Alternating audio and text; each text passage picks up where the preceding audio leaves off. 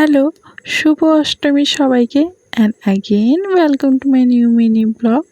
গপুকে সকালে রেডি করে দিয়েছিলাম, দিয়ে নিজেও রেডি হয়ে গেছি। দেখো, রেড শাড়ি আর সাদা ব্লাউজ দিয়ে পরেছি। তাই গপুর জন্য আমি রেড কালারের ম্যাচিং ড্রেস বানিয়ে নিয়েছিলাম। এবার যাচ্ছি অষ্টমীর পুজো দিতে। আর দেখো, গপুও যাচ্ছে আমাদের সাথে। সবাই মিলে আমরা বেরিয়ে গেছি একসাথে পুজো দেবো বলে। আর এই বছরটা গপুর যেহেতু প্রথম পুজো আমাদের সাথে, তাই একটু এবার পুজোটা স্পেশালি দিয়ে দেখো চলে এসেছি আমাদের ক্যাম্পাসের মণ্ডপের এইখানে এসে পর দেখি ঠাকুরকে এবার ভোগ লাগানো হবে।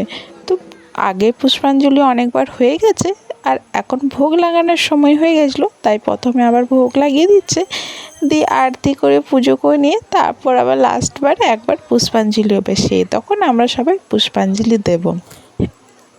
অনেক দিন পরই বেশ ভালো সময় এবার অষ্টমীর পুজোটা ছিল, মানে অনেকক্ষণ ধরে ছিল। তার জন্য সবাই আরামসে সাজুগুজু করে সব ঘরে কাজ করে পর আসতে পেরেছে। নাহলে বছর ধরে অষ্টমী নবমী একদিনেই পড়ে যাচ্ছিল, তারপর খুব তাড়াহুড়োতে পুষ্পাঞ্জলি দিতে হতো। দিয়ে দেখো ওইদিকে ভোগ লাগিয়ে দিচ্ছিল, তখন আমি গপুকে নিয়ে একটা চেয়ারে এখানে বসে গেছিলাম মণ্ডপের কাছে।